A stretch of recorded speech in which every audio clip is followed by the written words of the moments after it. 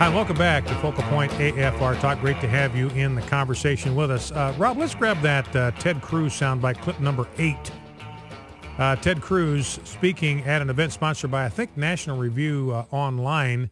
And he had 3 pieces of advice to conservatives, House Republicans, on where to go from here. And I love it. This was his first piece of advice. Let's listen. The first thing I would urge to every Republican in the House of Representatives is stop reading the New York Times.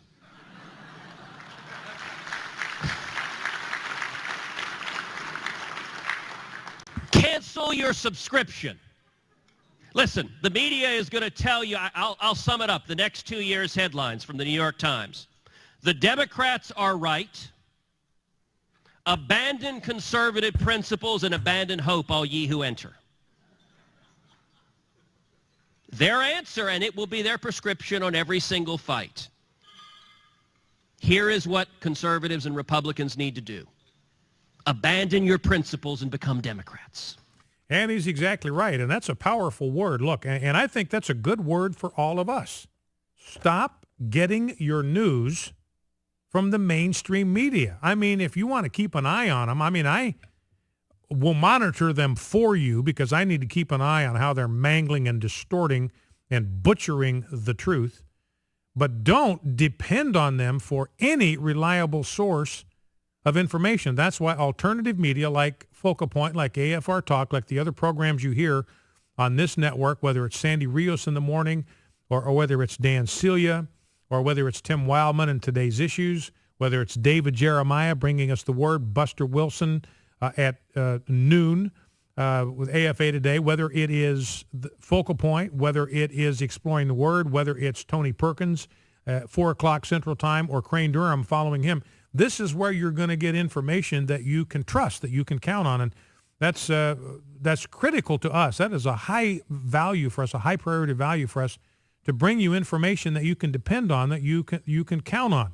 We're not going to give you wild speculation. I mean, we may make educated guesses here and there, but if we do, we're going to tell you that's what we're doing because we want to give you the unvarnished truth. So, Ted Cruz said, look, stop getting your news from the mainstream media because it's going to mislead you every single time. And I've said this before, but conservatives, especially Christians, have this habit.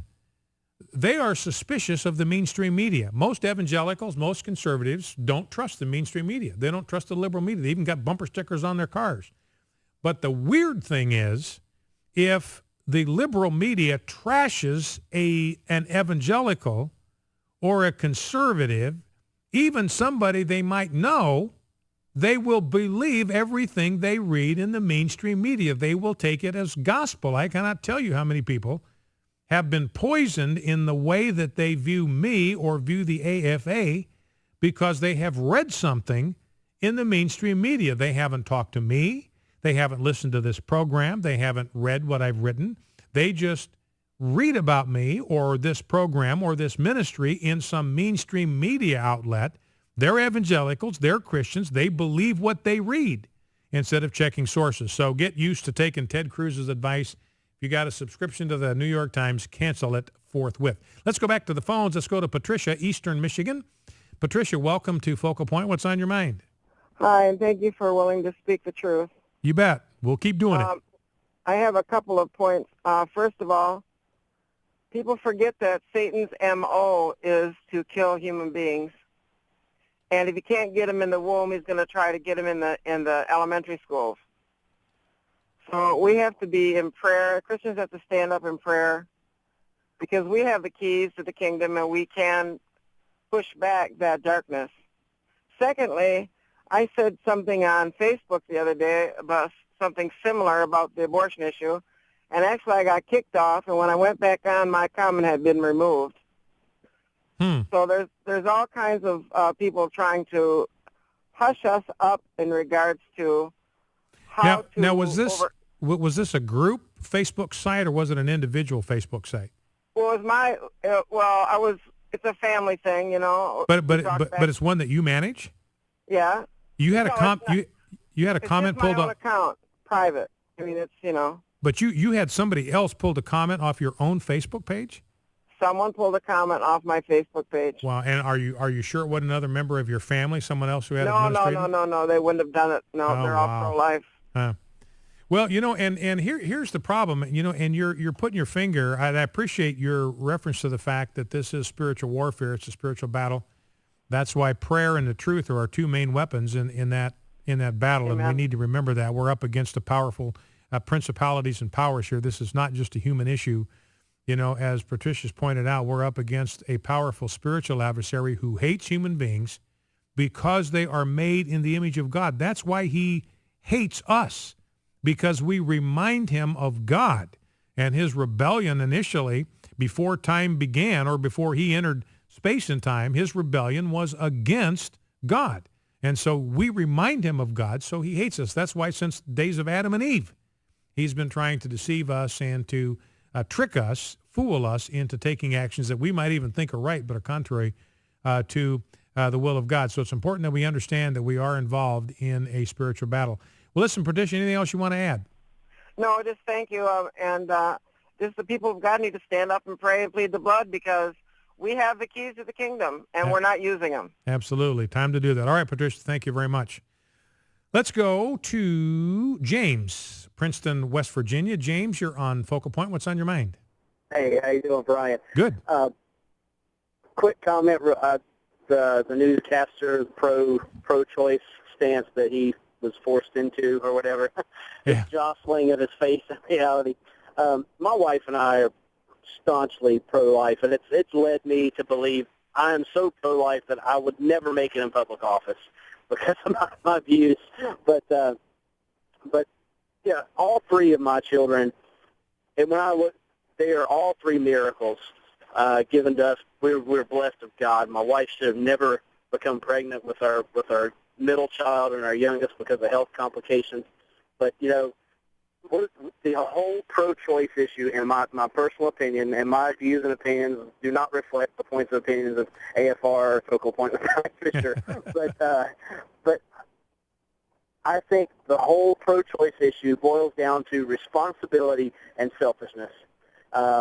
If you can make a child, then man up. Don't be selfish. Raise that child. And if you're a woman enough to develop that child in the womb, then have it. Because I will echo your points, Brian. We do not punish children for the sins of their father, whether it's rape, incest, irresponsible decisions. That is a life. And if you end that life, then you are, in my opinion, guilty of murder. And regardless of that jostling that man felt, that newscaster felt, was conviction. And he needs to, he made a mistake. Yeah, he said himself, when he looked at his second child on that sonogram, he was mentally, the guy was blown away. And I'm sure he thought about that child that was aborted years before. Yeah, and what he had to do, James, is he had to deny the truth. He had to deny biological reality that was staring him in Absolutely. the face. All right, James, listen, I appreciate the call very much. And James pointed out, ultimately at the root of this is selfishness, because a lot of abortions are simply for convenience. They are because a pregnancy is awkward, because a pregnancy comes at a bad time, because pregnancy interferes with lifestyle, because pregnancy is going to create all kinds of social problems, maybe with family or with the environment that somebody is in. And so they put their needs ahead of the needs of that child. Therese said, look, abortion saved my life. So just think about how selfish that is. He's willing to throw away the life of a baby because it will save his life, putting his own interest, his own convenience, his own lifestyle ahead of the life of a baby, and proud of the fact that he sacrificed a baby so that he could have the kind of lifestyle that he wanted. That's just narcissistic selfishness. And James also alluded to the slavery issue. Slavery was abolished by evangelical Christians. PBS is running a series on it, and they're emphasizing how faith-based the entire abolition movement was to get rid of slavery. It was a faith-based movement from the beginning. It was people fueled and fired up by their evangelical faith and by the teaching of the Word of God about the inherent dignity of every human being, because every human being is made in the image of God. That's what drove them to take on the institution of slavery. And, James talking about the fact, look, I could never get elected to public office because of my views on the sanctity of life. Well, there were a lot of people in the abolition movement. They couldn't get elected to public office either because their views were considered too radical. Not even Abraham Lincoln didn't want to be identified and associated with the abolitionist movement. When Abraham Lincoln got into public office, what he wanted to do was to contain slavery. He didn't want to abolish it. He just wanted to contain it. So he himself thought that those who were in the abolition movement were a little bit on the fringe and a little bit crazy. Let's go to Deborah in Fletcher, Oklahoma. Deborah, you're on Focal Point. What's on your mind? Hi. Hi. I just want to, first of all, say how much I appreciate your program. I just absolutely love listening to you. Great. Well, you're welcome. Thank you very much for saying so. And second, I want to talk a little bit about being against abortion. I am the mother of a child that I lost when she was 32, and I don't care how old they are. When a mom loses a child, it is devastating.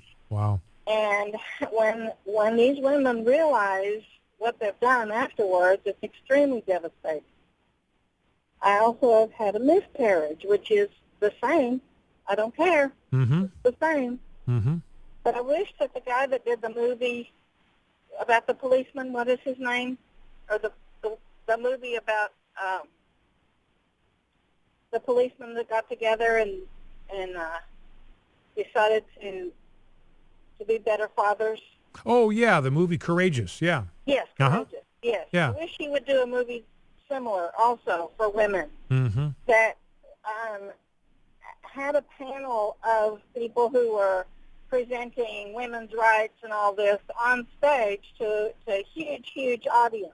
Yeah. Well, listen, I've got to let you go, Deborah. That's a great suggestion, and I'm betting we'll see a movie come out from that studio in time that deals with that issue. American Family Studios, we're producing videos with a real strong pro-life message. Focal Point AF for Talk, back right after the news.